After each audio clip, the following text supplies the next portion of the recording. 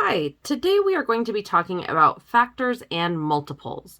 Multiples are the numbers that basically make up the product of a counting number. So if I have multiples of 2, I can count by multiples of 2 by doing like 2, 4, 6, 8, 10, on and on. I can also count by multiples of 3 by doing 3, 6, 9, 12, 15, on and on. I could count by multiples of 6 or 5, excuse me, which would be 5, 10, 15, 20, 25. I could count by multiples of 6, which would be like 6, 12, 18, 24, 30. Or I could count by multiples of 10, 10, 20, 30, 40, 50, on and on and on. So sometimes we might be asked to determine if a number is divisible by other numbers. So here we're asked to determine is a number, the 1290, divisible by 2, 3, 5, and 10. So we actually have a few tricks here that we can use to determine if it's divisible.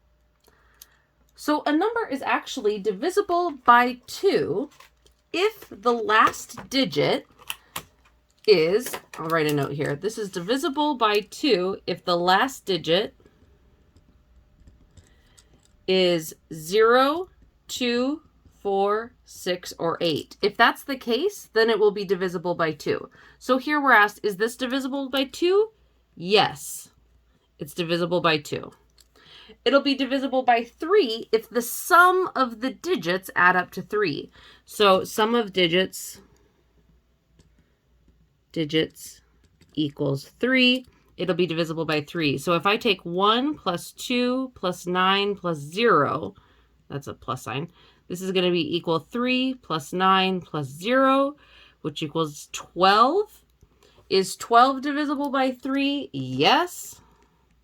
So this is divisible by 3. It's divisible by 5 if the last digit is 5 or 0. And here our last digit is 0. So yes, it's divisible by 5. And it's divisible by 10 if the last digit is 0. So again, divisible by 10. Okay, so our factors are actually the numbers. So if we have a number m, this is like our factors are a and b. These are integers. They are the factors, and m is the product. Okay. So we're asked to find all the factors of 72. Well, if we're going to do that, we want to think how many numbers, what are the numbers that multiply to equal 72? So the first thing that we're going to do, I'm actually going to erase this because I want to write it later, is that we're going to divide 72 by all of the counting numbers. So 1, 2, 3, 4, 5, 6, 7, 8, 9, 10. So if we're going to take 72 divided by 1, that equals 72.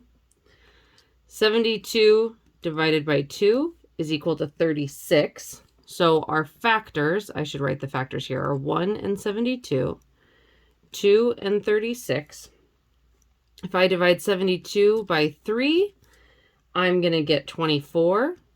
So our factors are 3 and 24.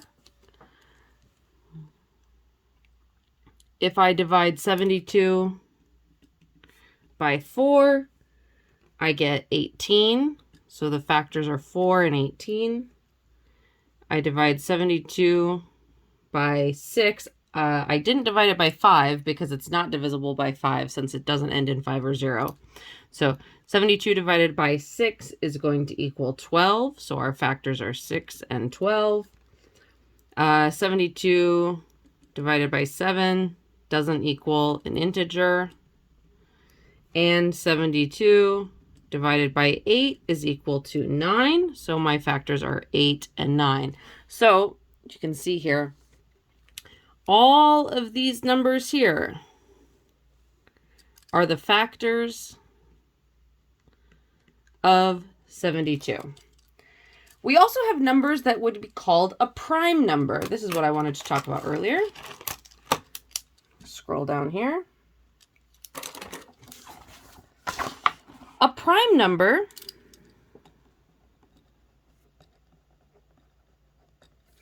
is a number where the only factors are the number and it's the number 1 and itself. Counting number, so it's a counting number greater than 1. Counting number greater than 1, whose only factors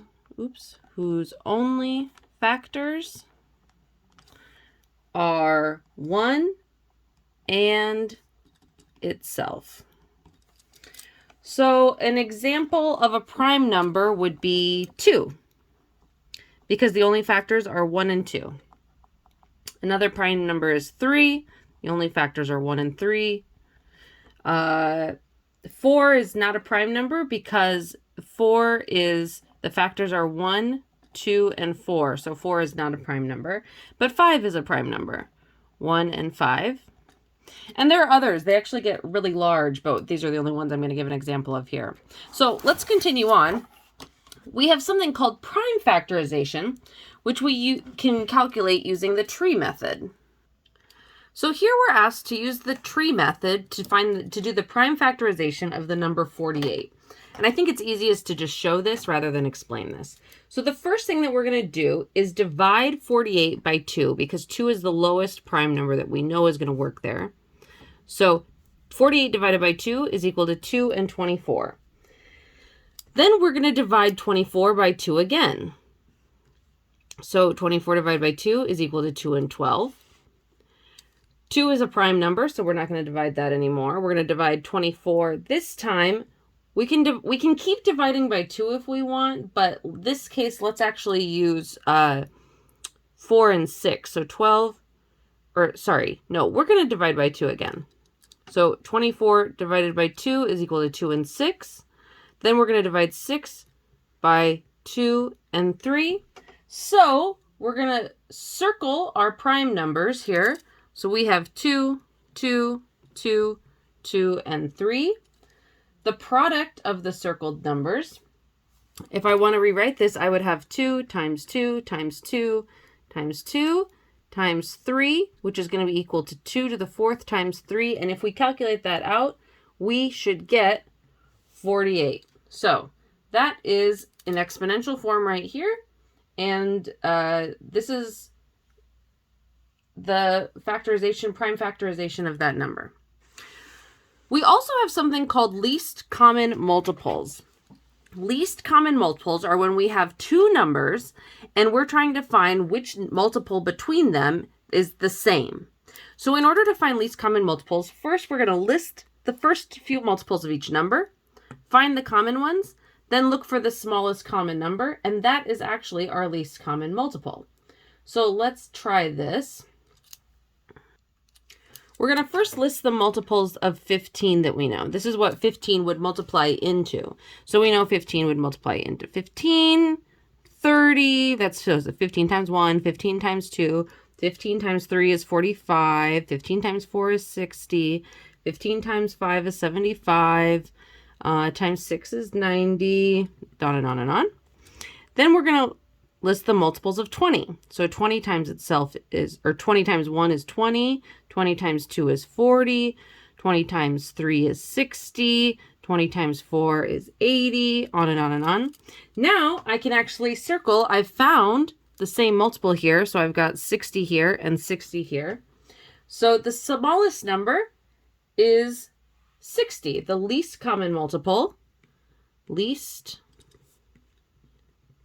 common multiple is 60.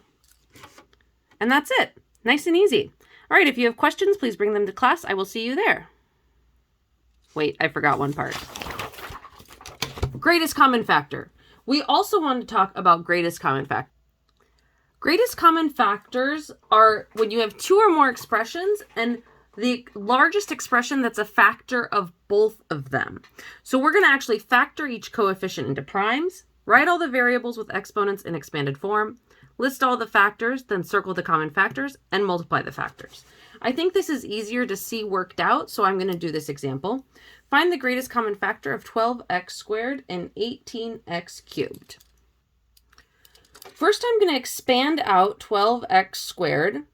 So that's going to be equal to, if I factor this out, I would have like 2 times 2 times 3, right? That's equal to 12, times x times x. Okay, so if I multiplied all of this together, that would be 2 times 2 is 4, times 3 is 12, times x times x.